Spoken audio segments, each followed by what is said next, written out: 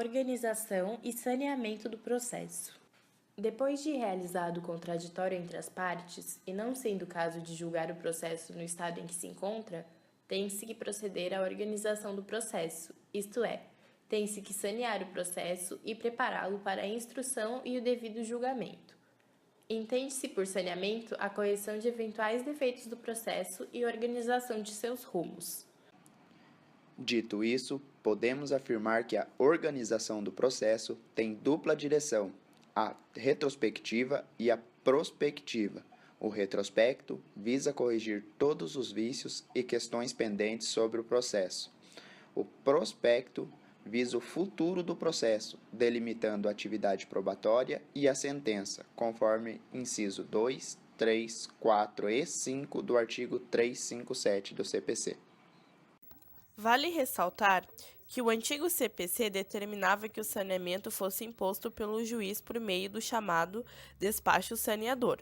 Já o novo, de 2015, trata da relevância da cooperação entre o juiz e partes, impondo um esforço conjunto entre eles, para que se obtenha um tempo razoável, decisão do mérito justa e efetiva. Conforme o artigo 357 do Código, o saneamento tem a função de resolver as questões processuais pendentes, delimitar as questões sobre as quais recairá a atividade probatória, em seguida definir a distribuição do ônus da prova, delimitar as questões relevantes para a decisão do mérito e designar, se deferida a prova oral, audiência de instrução. O saneamento pode ser feito de 3 formas diferentes. Saneamento por escrito, correspondente ao parágrafo 1º do artigo 357 e muito similar ao descrito no CPC de 73, define que o juiz é quem saneia o processo sozinho, na forma de decisão interlocutória. Em síntese, o juiz dá seu parecer e as partes têm o direito de pedir esclarecimentos ou solicitar ajustes num prazo de 5 dias. Mas isso só pode ocorrer se a matéria não for complexa.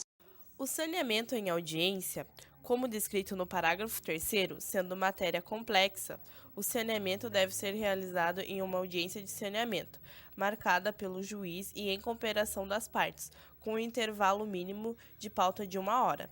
Havendo essa designação de audiência e determinada produção de prova testemunhal, as partes têm de nela consignar rol de testemunhas em um prazo de 15 dias. O número de testemunhas não pode ser superior a 10, sendo 3 no mínimo para a prova de cada fato. Além disso, o juiz pode delimitar um número de testemunhas em consideração à complexidade da causa e dos fatos individualmente considerados. Não cabe recurso ao que se decidir nessa audiência. Saneamento consensual. Por fim, o parágrafo 2º afirma que, sendo matéria simples ou complexa, as partes podem apresentar sua versão de saneamento consensual, que pode ou não ser homologada pelo juiz.